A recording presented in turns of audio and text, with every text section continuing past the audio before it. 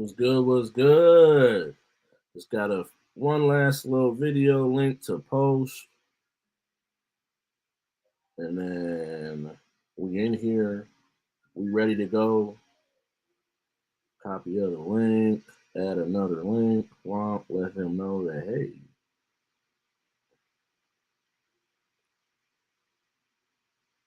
Oh, I can't do more than one link. That's that cap, bro.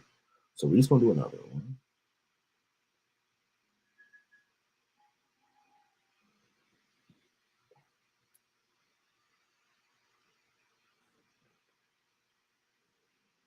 All right, one more link. Mine's must send the link, man. Send link, bro.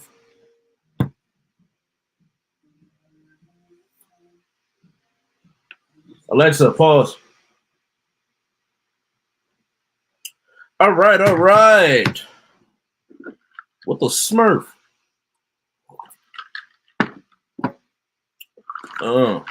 Pours drink. Hits bong.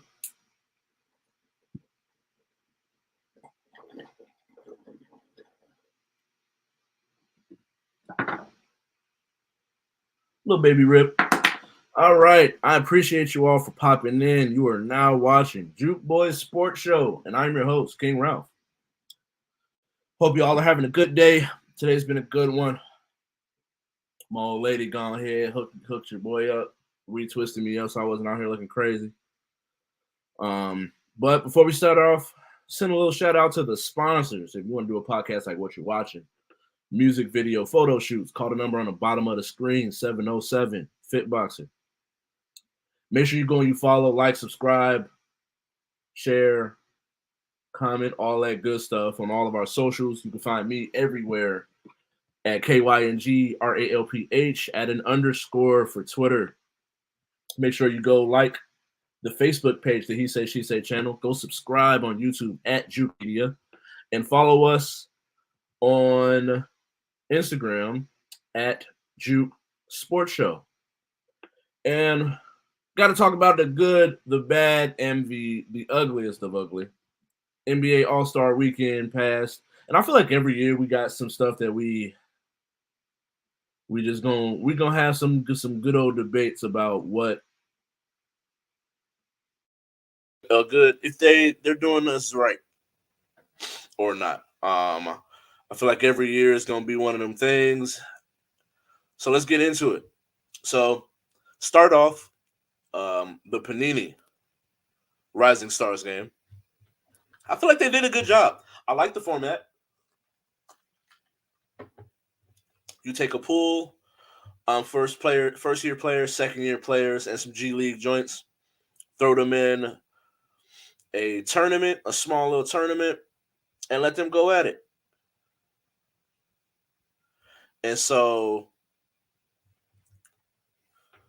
I think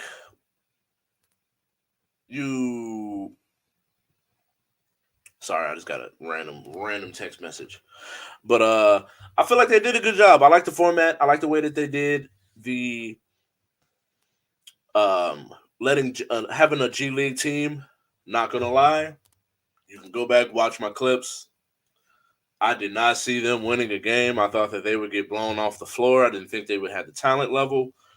But I also didn't know that Amani Bates was playing. So I feel like he has the talent of one of the first or second year guys, but is just not getting the opportunity. For some of it is his fault. Some of it is not understanding that people are young and that they need opportunity to grow. And so I believe it was Team Detlef was the G League team, and they got Team Powell. They got Team Powell up out of there, which was very surprising because Team Powell was a team that I definitely thought would get to the championship game.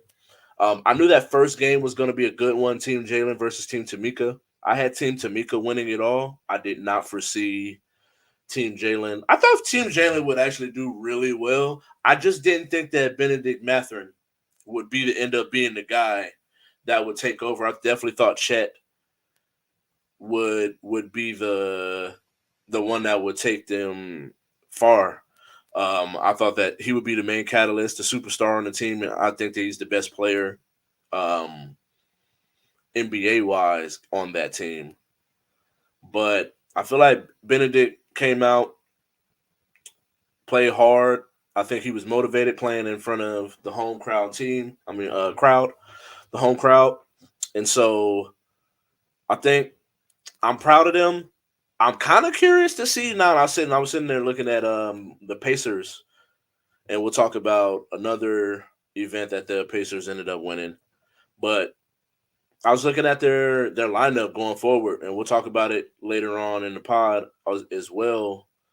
The second half of the season, but Benedict, Halliburton, as well as Miles Turner, I think that they can be a big three at least every other night. They're gonna put up anywhere from 60 to 80 just from them three alone, as well as Tyrese Halliburton, what he's able to do as far as a playmaker and passing ability. I think they're going to be a team. It's just whether or not can they play defense. Their issue all year has been they put up points. They move. They do. They have a very fast paced offense. Halliburton is able to run that squad. Like what was it? Was that 08 Nash? And so next up, Ruffles Celebrity All Star Game. It was interesting, to say the least. I went into this. This was one that I was right. I said Team Shannon was going to win, and Michael Parsons was going to be that guy. 37. I didn't see him scoring 37 points, 16 rebounds though. That's a hell of a stat line. So shout out to Michael. You did your thing. And can the fans ease up a little bit? Like, my man did not play well in the playoffs. I get it, but it's a celebrity game. Can he have his fun? Cowboys fans was like, "Oh, so you can do this, but you can't perform when we need you." Like, bro, it's a celebrity game. These are not other athletes. He's out here having fun. Let us let the, let him be competitive. Let him go ahead figure it out. But nah. So celebrity game. Team Shannon wins. Puka Nakua was a hooper. I saw Dylan Wong knock some down. I heard they was freezing my man Kai Cenat out. I didn't really get to watch. I didn't get to watch I only got to watch like the second half. And so I was actually really surprised how many jump shots Michael Parsons was able to knock down. And that wraps that up. And all in all, I like these two. I think they started off great. I think Friday was a good beginning. Saturday is where they make their bread and butter pretty much. And I like the way things started off on Saturday. We had the HBCU Classic, Virginia Union going up against Winston-Salem State. Virginia Union was is the alma mater of Ben Wallace. Winston-Salem State is the alma mater of Stephen A. Smith. So both of these colleges have well-known faces to go to these colleges. I think it's great for them to be able to put some HBCUs on the map, give them an opportunity to be seen, be around some athletes, maybe possibly make connections, and they could use it as a networking opportunity as well. Because in the end, we know it's not always about who you know or what you know; it's about who you know as well. And so I'm actually happy to see it. I wish the game would have been a little bit more competitive. Um, Virginia Union got smacked by 20, so I wish it would have been a little bit better of a basketball game itself. But I feel like it was a good beginning to Saturday. Up until this point, this is where I think they got everything spot on. Some of the history that they did, um, honoring Larry Bird, Oscar Robertson, the Pacers, Hoosiers, just Indianapolis the state of Indiana has a a rich basketball history, And so honoring those things, I feel like they did a good job of it to this point. But it's this skills challenge is where it starts to get a little shaky, a little shaky. And you got I picked. Maybe I'm a little biased because I feel some way because I picked this team to win, but I picked the top picks to win. And then Anthony Edwards goes out there, shoots the ball left handed. Paolo Banchero and Scotty Barnes both just like ran the wrong. No, not Scotty Barnes. Tyrese Maxey ran the wrong direction. Don't even know the map. And it just looked bad. It looked like they don't care. I feel like at some point, and we've been talking about this for years, but at some point it went from where it was pretty competitive to they just do not care. And it's starting to show, and it's easy to see on the screen. Um, Viewership is going to continue to keep going down. The highest viewed event was Sabrina versus Steph, which I feel like is a really good job. They did the thing with that one. Um, but the Key Skills Challenge, it was not it. I was very disappointed, not only because the team I picked won or lost, but and lost bad, but it just was a lack of effort, and you could tell one team was really trying, and the rest of them were like, we'll see what's up." And so, 3-point challenge started 3-point contest. This is one that's kind of like it's become like how popular the dunk contest was in the 2000s. The 3-point contest has become the new dunk contest, and so I was really impressed with what I seen. Cat Trey did his thing. I picked Trey.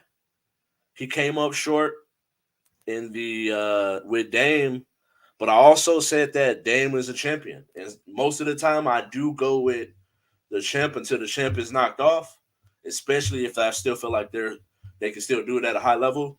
And so I wasn't too surprised to see Dame. I wanted to see how well Trey did, and the fact that Trey would have won had it not been for the last second shot. So you at that point you just kind of tip your hat to Dame, be like, "Yo, it is Dame," and you move on to the next thing. Um, Talk about the dunk contest. I'd rather not. The shit getting ridiculous. Um, I did want to touch on something. I do think that I'm not solely gonna put this on LeBron, but when you think about some of our stars that have also been high flyers or people that you knew they was gonna catch some bodies during the year, we always had those stars into the All Star game. I mean, the dunk contest, and from Dr. J to David Thompson to Clyde Drexler to Mike, Dominique, Isaiah Ryder, Kobe, Vince, T Mac, like our stars who we also knew were going to catch some bodies during the year were always in the dunk contest. And then it came to LeBron James. And we even had, I want to say Dwayne Wade was in one, but he didn't do well. But at the same time, he was in it. And so when you start to see you start to see the downfall of the dunk contest, it also kind of correlates a little bit with LeBron not participating. And yes, I know at the end of the day, LeBron may or may not be he could fall victim to the like he's an end game dunker versus a dunk contest dunker. But I just think with that kind of athletic ability, I feel like if LeBron had participated, we would have got a Zion. And I feel like there is a trickle down effect of the way that the games are looked at and the way that the games are played, the events are played. And I'm not gonna sit here and blame it completely on LeBron, but it is. I do think there is some kind of correlation and cause and effect based on it.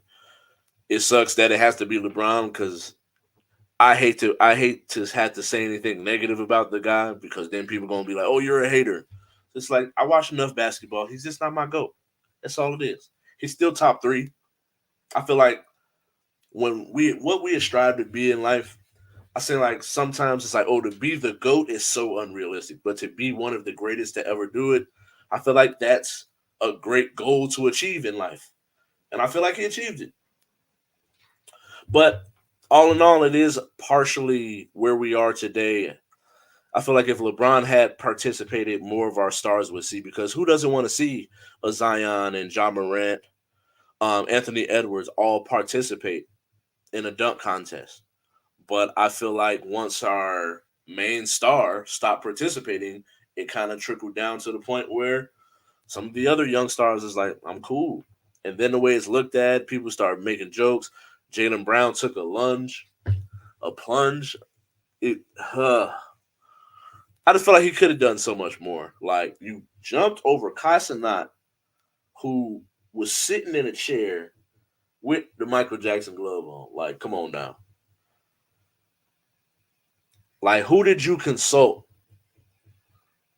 before you was like, I'm gonna go jump over Kai Cenat sitting down though, even though he's already short with the Michael Jackson glove on. He should have did like a kick, spin move, moonwalk.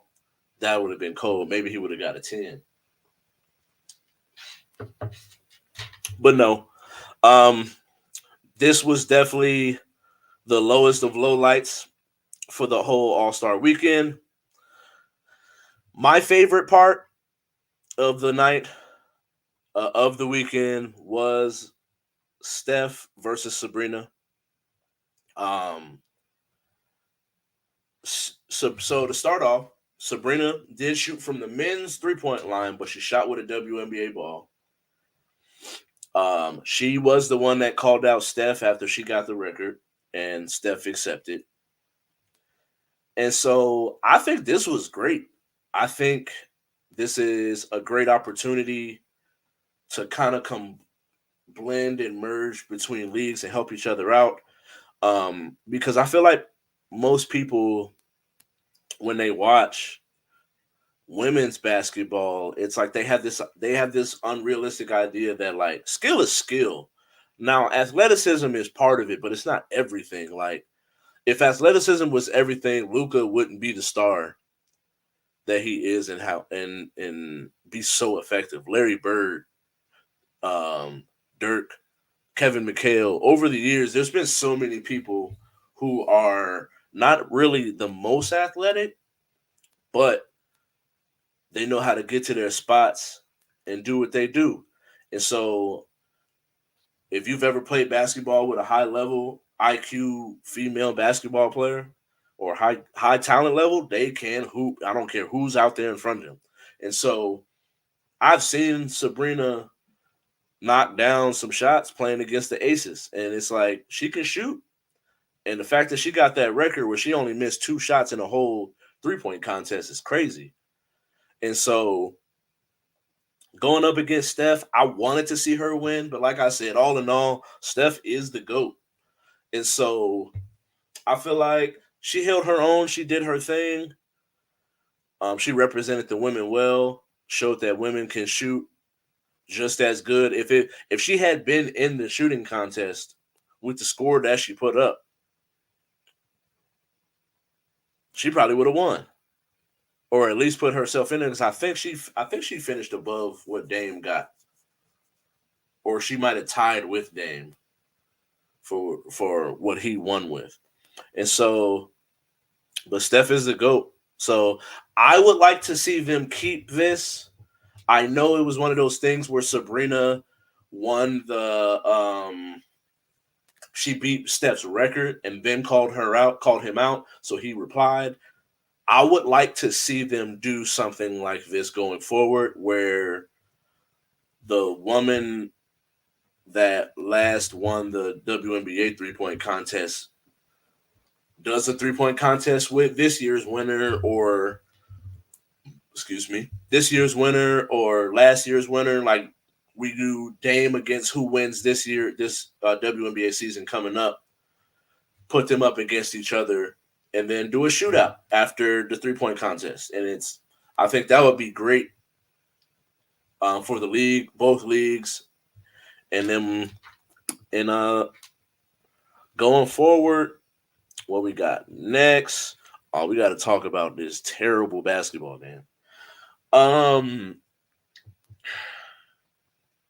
I feel like there's some validity to how much we like to see teams score, but if it comes at the expense that it just doesn't look like someone's trying and it looks like only one side is trying, it starts to look bad. And I think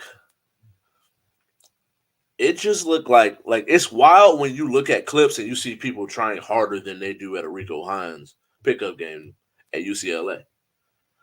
And it's like during the season, why are we trying harder than this All-Star game? And I get it. A lot of people feel like it's a break. Um, if you're not in the All-Star game, then it's like, oh, you might go do like a trip to Cancun or oh, I'm going to Jamaica with the family. So you're getting a real break. Where if you're an All-Star, you gotta be in one of the events of the weekend. It's a lot of showing up here, interview there, helping brands, endorsements, and things of that such. So I get it. So it's not a real break. So it's like the game. Why am I gonna go hard if I'm out here working? I'm not trying to hurt myself because I'm really trying to. Because God forbid someone really go out there, and especially with how soft this league is, like when Kobe broke his nose in an All Star game, so and so gonna be out for 3 weeks because he broke his nose in an All Star game just to prove a point. And so I understand and I get it, but we got to do something. I'm glad that Adam Silver showed some visibility. He was visibly perturbed, irritated. I did like how the All Star game brought back the East West format. Um, oh yeah, I want another thing. This I don't want to short my man's because I feel like anybody that's out there and wins deserves some credit. As bad as the dunk contest was, I do got to send a shout out to Mac McClung for back to back dunk contest winners. Um, but yeah, this All Star game was trash. Basura. I wish I knew more languages to say trash. But I do like the format. Shout out to Dame. I said that this was a game Dame would live for. So I was low key right. Although I did think that the West was going to win. And so, fitting as it may, we got our overtime segment where I'm pretty much typically I talk about quick stuff, but this one I am going to be doing just NBA and talking about some things that I think is going to be that we'll have to worry about or think about in the or will be a topic of conversation in the second half. And how will injuries affect postseason awards? This is one we already just lost. Joel Embiid, even if he does return, he's not going to be eligible for first team or MVP. Um, Tyrese Halliburton is getting close to that threshold of games missed, and injuries is just always going to be one of those things. This is a year where Anthony Davis. I feel like Anthony Davis is going to end up getting a first team spot as long as he plays the 65 games. I feel like the award is his. Um, he's definitely the best player on that team, which is about damn time. Golly, bro. Like, we've been waiting for you to play like this. You ain't played like this since the bubble. Pause. This is what LeBron needed. Been playing with us all this time. And so I think injuries is going to end up being a big thing in the second half because every year it's about who is healthy at the end of the season. And that'll sometimes tell you who's going to win the championship. And so Bucks went into it struggling. Dame dominated in the two events that he was in. MVP, shooting contest. He's kind of struggled with his shot this year, picking where he's gonna take over games, running the team. I watched a couple podcasts getting ready for this, just on people's perspectives, and there was a guy that was particularly said he had conversations with Dirk. I'm not Dirk, but Dame, and I think that they will. There's enough high Q guys around involved with this team that I just don't see them struggling for the rest of the year. I see them being a top three team in the East. When it gets to the playoffs, I just don't. I see Giannis is going to be Giannis and Dame is going to be Dame. Now, whether or not, I still think the Celtics are the best team in the East. So it's going to be a close one when we get to that point. Spoiler alert. But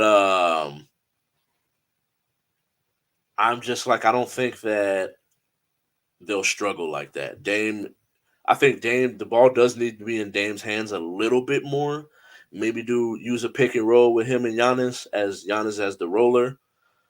If we're gonna get out in transition, then transition, kick it, get it to Giannis in the open court. But um, in the long run, I think the ball should definitely be in Dame's hands. And so next up, 76ers. I talked about it. My man Joel has definitely messed up his knee. He's out for a while. Now we got to have the question because of the as a competitor, bro. If you are able to play and you're healthy, get out there and play, bro. Like, I don't want to hear none of this. Like, oh, well, we got to think about next year. It's like you only get so many chances to maximize your chances of being able to win a championship. And so I'm too completely against tanking, but if Embiid is not playing, what are you really playing for? And I think the ability to create assets for the future, because they have a team that can win now. And so if you're able to get down into top five, you could trade a top five pick for someone that can contribute right now. And I think with Embiid, Maxi getting a two or a three or whatever you can get back for Tobias, because I feel like they're just eventually is gonna trade Tobias. I feel like a top five pick of Tobias can get you a lot in this league. And so I do believe that if Embiid cannot come back, they should definitely tank and try to see what's the highest pick they can get. I already gave a little bit of spoiler alert. I already gave my best team in the East, the Celtics. I just feel like Tatum, Tatum, Brown, the addition of Drew Holiday, White, getting a Porzingis, making him a fourth option. On some nights, a third option. I feel like your team is just good, and it's showing that Porzingis at the five, Tatum at the four, Brown at the three, Drew and James White, or I think it's James White. I feel like I know his last name is White. I don't think his first name is James though. But White, that lineup right there is they locking up, they playing defense. You got shooters at every position. I'm not even gonna really get into the analyticals right now, but the analytics shows it as well. And then bringing in, you can even go a heavy lineup with Porzingis at the four and Horford at the five. Like, you're gonna cause a lot of issues with a lot of teams. And so for that, I'm definitely gonna go Boston in the East, and the T Wolves are the best team in the West. But I wouldn't be surprised if anybody went with Nuggets or the Thunder. But I just think that Nas Reed, Cat, and Gobert at 4 and 5 positions is you're gonna be so much bigger than a lot of lineups. And there's when you really think about it, there's probably two, maybe three teams that can shoot Gobert off the floor. And I that's where I think that matchups matter in the playoffs, specifically in the playoffs matchups matter. But I do feel like Anthony Edwards and Cat are matchup issues. Using Cat in the like a high pick and roll, him catching around the elbow free throw line for and then having him work is another thing. Um, what's my man? Mike Conley running the ship. Not too many pure points, but reliable, knockdown shooter, great defender, runs the team well. He adds a dynamic to the team where if all else fails, you know he gonna get the guys in the right spot. And then you have a budding star in Anthony Edwards who can go for 30, 40, and he's playing good defense. And so I think all in all, that team is best suited to make the longest run in the West. And I did have another topic: who finishes with the worst record? Wizards, quick, easy. They definitely tanking. I don't get it. I feel bad for any Wizards fan. But I appreciate you all for watching. Like I said at the beginning, make sure we go like, subscribe, comment, share, all that good stuff. Like the Facebook page, the He Say She Say channel. Go on YouTube and subscribe at J.U.K Media. Look up J.U.K Sports Show on Instagram. Follow on J.U.K Sports Show on Instagram. And then you can follow me everywhere on all platforms at KYNGRELPH. Add an underscore for Twitter. And look out. Next week, I will start a series where I'm going to start a NFL draft breakdown. The combine is on Thursday, and so after that, I will be dropping a series of videos to pretty much break down what I saw, what I think, and what's coming up. Outside of that, I keep it the same with the Smurf. Love, peace, and an Aces 3P.